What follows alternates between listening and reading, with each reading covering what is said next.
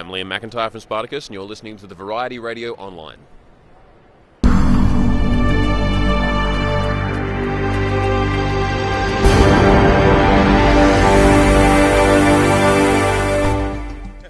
This is the Variety Radio Online at DragonCon 2013. We're very excited to have with us Liam McIntyre. Welcome. I'd love to ask you, first of all, how is it going at the con? This is your first time, right? First time I've been at DragonCon. Yeah, this is exceptional. I mean, last night I was standing in an elevator with like an 8-foot Darth Vader, which is actually scary. I get why the dark side is so threatening, because that guy I was like, God, Jesus, mate. But yeah, it's been exceptional. I mean, having so much passion and friendly fans and just so much joy here. People being able to be themselves is just so nice. I'm very happy here. Great. Any other exciting costumes, unusual costumes that you saw that stood out to you?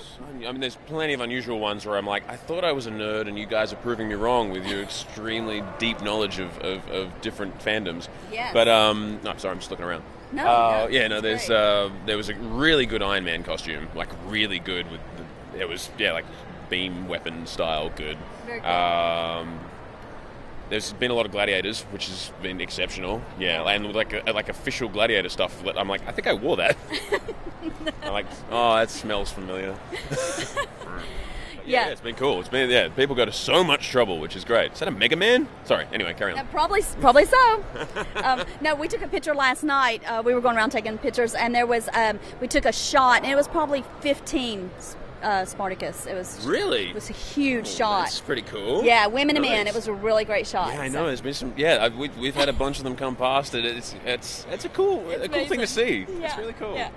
So tell us, going into Spartacus, how was it trying out for Spartacus, and how was that anxiety and feelings of getting the role? Oh, it's like nothing you can possibly imagine. Well, I mean, at the start, I'd done a film where I'd lost 40 pounds. I think that's roughly the right conversion, 40, 45. So I was skinny as hell. I was like machinist skinny. And they were like, oh, audition for this role. 2 things happened then. I was like, well, what's the role? And they said Spartacus. And I'm like, well, I watched that show, and it's obviously not, because I love that show, and there's a Spartacus in it, surprisingly. And then they told me about what happened, and I was really devastated, because I didn't know at that time, and it was like the saddest thing in the world. And I guess that would have been really conflicting, except for the fact that I knew I wasn't going to get it. So I was like, well, it's good practice for all the training I've been doing. And just, if someone said, hey, not bad. I mean, obviously you look wrong and you haven't done anything. So, no, but you did all right. So that would have been heartening enough to carry on and do the next audition and the next audition. But for some reason, which I still don't quite understand, they were like, yeah, he's not terrible. Let's call him back. And again and again. And then over to New Zealand, where I tested with Manu and Craig Parker and things like that in the costume, which was amazing. And I was like, hey, free trip to New Zealand. That's amazing. This is going really well. And again, they trained me for like 4 months, and it wasn't from September until January. And then in late January, they finally said, you know what? Yeah, it's you. That's when I went, oh my God, I have to actually try and live up to the incredible legacy of Andy Whitfield, which is when it really kind of got heavy and sad. But something about honouring a legacy of a show that you love, you don't want to screw it up. So you just work really hard and hope for the best. And so far, so good. Yeah, no, absolutely. What's been one of the most difficult things on set? That was a cute reaction. Sorry. I mean, the fights are always a challenge, because like wrestling, you can only make so much of it up. Right. And sometimes you're like, I thought you meant, oh, that hurt. That's not what we practiced. It just, honestly, for me, I got to play out some really important moments, like the finales of both seasons that I was in were extremely important for the character and for the legacy I was carrying on, and trying to do right by the whole, just stuff like that, where it's on you to make it work or not, and you can't think about it too much, or it kind of stuffs you up. But you really got to deliver in those moments, and that's harder than any fight. You made it work. You wrapped it up, and you did a great tribute. And I mean, I think you filled the shoes well, but it was because it was a transition, but you did a great job. No, it was. I mean, hey, it's like being a 10-year-old. It's the happiest experience I could have ever dreamed of. It's so much fun every day to do stuff like that. It's, you know, who wouldn't want a sword fight for a living without the fear of having an arm cut off? Yeah.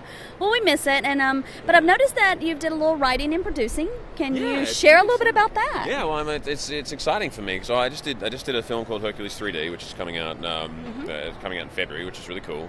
And then I've been writing a couple of things. My wall's currently plastered in sticky notes of notes for things and rewrites and stuff like that. But that's one of those things that it's just someone will either go, "Here's all the money," or they'll go, "Thanks, good luck." I've produced a few things. I produced stuff in Australia that was like short films and Right. some, which it is incredible experience and really good for an actor that's now got a career in the business, and you get a better perspective. So when someone says you're not right for that role, you don't go, "Oh, I'm terrible." You go, "Okay, I've been there in a lesser capacity, but I get it, and I get the money side because I actually was meant to be doing business because that's what I got a degree in. So it's been really handy enjoying that side of the business, both from writing and producing, because you get a better overall sense of how a project comes together, and it's a little less like insular. An actor can, you're necessarily kind of so focused on the part and doing justice to the part that you can lose sight of the business side of acting, which and of films and TV and stuff like that, which is ultimately what makes a show work or not. If people don't see it and doesn't make any money, it's probably not going to keep going. But it's been really useful. Good.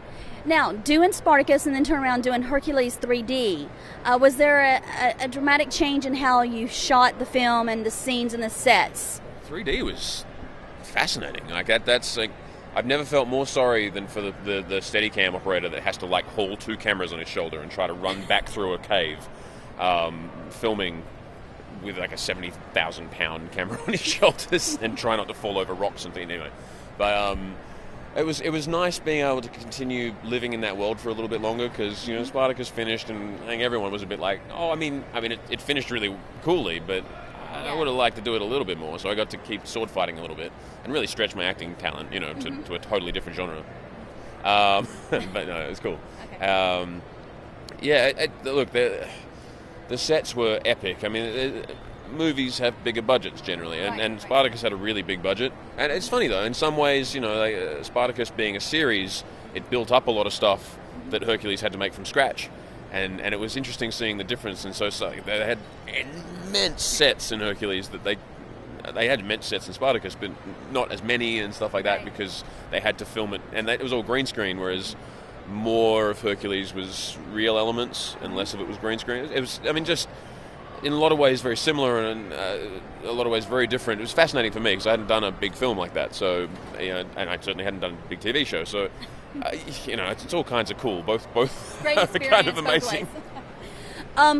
We are part of an anti-bullying campaign. Excellent. And we work with them, and we did something at Comic-Con. We're very excited to support that kind of campaign going on. Is there any organizations or any charities that you work with or that you would love the fans to know about, or anything that you support, or maybe how you feel about the anti-bullying that's going on? Well, I definitely support that, because that's I say it half jokingly that it's funny, because I was always a nerdy, really dorky kid. I grew up playing lots of video games and being kind of on the outer socially. Except for my amazing school friends who kind of helped me through some of those. And I used to get bullied a lot. I was kind of a chubby kid, and I had asthma and stuff like that. And so, I got bullied quite a fair bit, actually. And that's not cool. No, it's and there's no excuse for it. I know kids are kids, but I didn't do it to anybody that I know of, Right. not consciously. And I don't think you need to do stuff like that. Right. And it's hard to kind of, come down on kids that I guess haven't had world experience to really know what they're doing in some respects, but it does affect kids' lives a lot, and I was lucky enough to have really good friends. So for me, I half joke about it with Spartacus that I then became like the guy that bullied me for my lunch money when I was at school by having to turn into some like muscly dude, Right. which is really still super weird for me. But no, I think if there's anything that we can do to minimize bullying, obviously it's an amazing thing. For myself, I really support like MS research, because an ex-girlfriend had it, and it just seeing it firsthand, I was like, oh, if they can fix that would be so incredible. And like things like in Australia we have like Beyond Blue and stuff like that, which is depression. services that help with people with depression, which is an incredibly difficult problem to treat because nobody wants to admit to having it or often realizes they do. So again, it's like things like bullying and depression, which are kind of these hard to pinpoint experiences. Like there's all kinds of bullying, and where do you call it bullying, and where do you call it being a kid, and depression, where do you call it having a bad day, and where do you call it there's a problem here. So those services kind of have it tough in sorting out how to deal with any problem, and even seeing the problem sometimes. So I support all those sort of things because they're hard to get into, but it's really important to lives and changing lives. Well, thank you so much for your time today. This was great. It was great meeting you, and I hope you've had fun at the con.